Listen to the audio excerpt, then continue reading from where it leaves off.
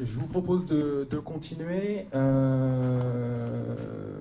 avec donc une première présentation donc d'une enquête qu'a menée le Leclerc, alors qui est en cours encore à ce jour, mais qui est en finalisation, qui devrait normalement paraître courant octobre. Une enquête justement donc portée par le réseau Formater qui s'intéressait au profil, aux compétences et aux besoins de formation identifiés par les chargés de mission énergie-climat, alors qui peuvent être chargés de mission TEPO, STEP-CV selon les territoires, en tout cas qui sont les animateurs de la démarche énergie-climat sur le territoire.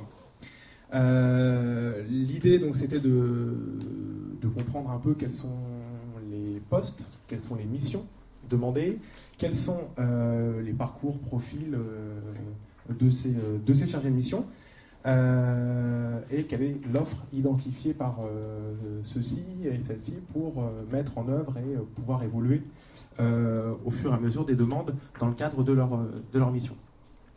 Alors pourquoi est-ce qu'on s'était intéressé à ce public-là en particulier? Parce qu'il nous semble être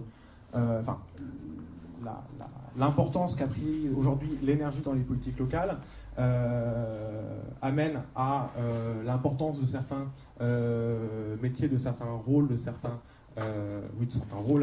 au niveau du territoire, en charge notamment de l'animation, de la coordination de la démarche, et un peu de la même façon que Leclerc avait pu le faire sur le métier de conseiller info-énergie.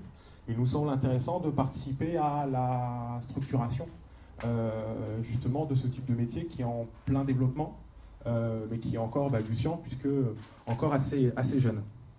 Deuxième chose, et ça rejoint également quelques-unes des questions qui étaient posées, que vous posiez, que l'objectif c'est bien dans le cadre de cette enquête-là, de la prolonger pour identifier quelle peut être une offre de formation qui correspond justement à des besoins et comment la décliner au niveau des territoires. Et donc l'idée bien sûr de faire converger autant que possible l'offre et la demande entre les attentes des collectivités, des chargés de mission et ce que peuvent apporter les organismes de formation dans cette logique. Cette enquête donc, a été réalisée en mai-juin 2017. On a eu, donc elle n'est pas représentative, on a eu 120 répondants répartis un peu partout en France, de tout type de collectivités, dans toutes les régions métropolitaines. Et donc c'est à présent quelques-uns de ces résultats que je vais vous présenter. Alors je vous propose qu'on enchaîne les 3 présentations et qu'ensuite on a un temps long d'échange. Néanmoins, si vous avez des points de compréhension très précis par rapport à ce que l'un d'entre nous dit, n'hésitez pas bien évidemment à nous poser une question. Alors tout d'abord, si on regarde qui sont ces chargés de mission et où est-ce qu'ils travaillent, donc ils travaillent principalement en intercommunalité, ce qui est assez cohérent avec les évolutions récentes, les dernières réformes qui ont donné donc la compétence sur les politiques énergétiques, en tout cas qui l'ont renforcée à des niveaux intercommunaux, donc c'est-à-dire communauté de communes, communauté d'agglomération, mais également regroupement de collectivités dans le cadre des PI, PNR et PETR. Seulement un tiers de ceux-ci et celles-ci sont fonctionnaires territoriaux, appartiennent à la fonction publique territoriale. La majorité sont contractuels. Majoritairement diplômés à Bac+5, issus de parcours plutôt généralistes en géographie et aménagement du territoire, et avec des profils très variés, mais une expérience dans le domaine de l'énergie plutôt importante, puisque l'on remarque que plus de la moitié des chargés de mission ont une expérience dans le secteur de l'énergie de plus de 6 ans. Par contre, on regarde que plus de la moitié d'entre eux ont une expérience une ancienneté sur le poste actuel qu'ils occupent de moins de 2 ans, donc ce qui illustre la mobilité, on va dire, sur ce type de poste qui a de fait pu évoluer assez récemment. À présent, si on regarde les missions qui sont exercées par les chargés de mission énergie-climat, elles sont très variées et elles sont aussi assez nombreuses. Les missions qui sont listées ici ne sont pas des missions que ces chargés de mission nous ont indiquées. On a dépouillé une centaine d'offres d'emploi parues pour des postes de chargé de mission énergie-climat. On a recensé toutes les missions qui étaient demandées dans le cadre des fiches de poste et on les a listées en demandant aux chargés de mission, voilà, quelles sont aujourd'hui les tâches que vous effectuez. Qu'est-ce que l'on voit? Donc déjà, ce qui est important, enfin ce qui est intéressant de noter, c'est que quand on regarde les offres d'emploi, donc issues des employeurs, on a plus d'une vingtaine, on a environ 20 missions qui sont listées, donc ce qui illustre, on va dire, évidemment la polyvalence de ce type de poste. On pourrait croire que le chargé de mission est avant tout un énergéticien ou une énergéticienne qui a en charge le bilan des émissions de gaz à effet de serre, en tout cas avec un profil et des missions très marquées énergie d'un point de vue technique. Ce n'est pas le cas. Et au contraire, on voit trois éléments importants ressortir. D'une part, un rôle administratif une forte dimension administrative et institutionnelle, qui est illustrée par exemple sur l'importance des missions relations partenaires institutionnels, recherche de financement et réponse aux appels à projets, application suivi de la convention TEPCV, par exemple. Un rôle central de la communication à la fois en interne, mais également communication en externe, donc vers les autres acteurs du territoire. Et puis enfin, une dimension stratégique, notamment dans la coordination, voire la rédaction, ou l'appui à la rédaction de la stratégie énergie-climat du territoire, illustrée notamment par la logique de coordination et suivi du PCAET. À noter simplement que cette forte polyvalence, puisque plus de la moitié des chargés de mission disent effectuer au moins 10 de ces missions et un tiers plus de 14 de ces missions, cette polyvalence est d'autant plus accrue par le décret PCAET de 2016 qui a élargi le périmètre du plan climat.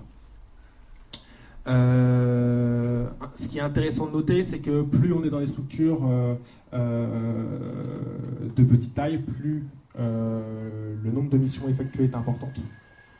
Ce qui pose bien la question, bien évidemment, des moyens à disposition. Je précise également, et c'est intéressant de le noter, que ce n'est peut-être aussi, contrairement à une idée reçue, pas un poste spécifiquement masculin, puisqu'en tout cas dans cette enquête-là, on avait une part homme-femme qui était la même, donc aux alentours de 50-50. Pour évidemment, le compte-rendu de l'enquête sera plus complet que ce que je vous précise ici en quelques minutes. On essaye de regarder bien plus en détail justement ce qu'il en est. Là, c'est plutôt quelques grandes lignes que je vous présente. On a également donc essayé de comprendre quelles étaient les pratiques de formation de ces chargés de mission. Notamment, on le disait tout à l'heure, le poste est très récent, enfin la création de ce poste est assez récente. Et il ressort qu'environ un tiers des chargés de mission se sont formés, ou en tout cas la prise de poste a nécessité des formations complémentaires, préalables. Et on remarque aussi l'importance de la formation, de l'auto-formation, notamment formation à distance, hors temps de travail, autour des thématiques justement liées à l'énergie. Cette auto-formation est d'autant plus importante si on prend en compte également la participation au colloque, au réseau, aux rencontres, comme par exemple les rencontres des postes, bien évidemment. Donc des pratiques de formation très variées, et la grande majorité donc, de ces chargés de mission évoquent des besoins de formation. Ce qu'il ressort principalement, c'est des besoins de formation thématiques sur des questions techniques. Donc on peut citer la performance énergétique du bâtiment, les énergies renouvelables, par exemple. Ce besoin de formation est d'autant plus important lorsqu'il s'agit de profils issus d'un parcours plutôt marqué en droit, gestion, sciences humaines, économie. On remarque également une forte attente autour des dispositifs d'animation territoriale et de démarche participative. Et puis enfin, troisième place pour besoin de formation sur les compétences énergie-climat des collectivités et sur le cadre réglementaire, ce qui se comprend aisément dans le contexte actuel entre les lois transition énergétique et loi NOTRe, par exemple. On retrouve justement un peu les différents marqueurs que je pouvais dire tout à l'heure, c'est-à-dire la forte dimension de communication que l'on peut voir dans la logique de démarche participative, une dimension stratégique importante sur le poste que l'on peut voir également par rapport à la question du cadre réglementaire également.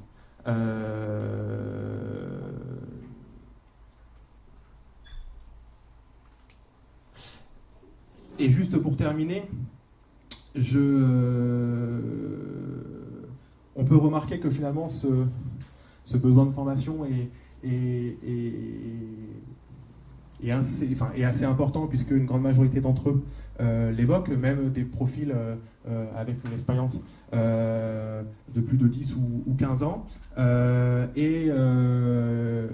trouve intéressante la citation qui était donnée par une chargée de mission énergie-climat, qui disait, je cite, « C'est un peu paradoxal d'avoir des besoins de formation sur des thématiques techniques, vu notre rôle justement d'animateur territorial. » Donc ce qui pose, je trouve, assez bien la problématique du poste, des missions et donc de fait des besoins en formation.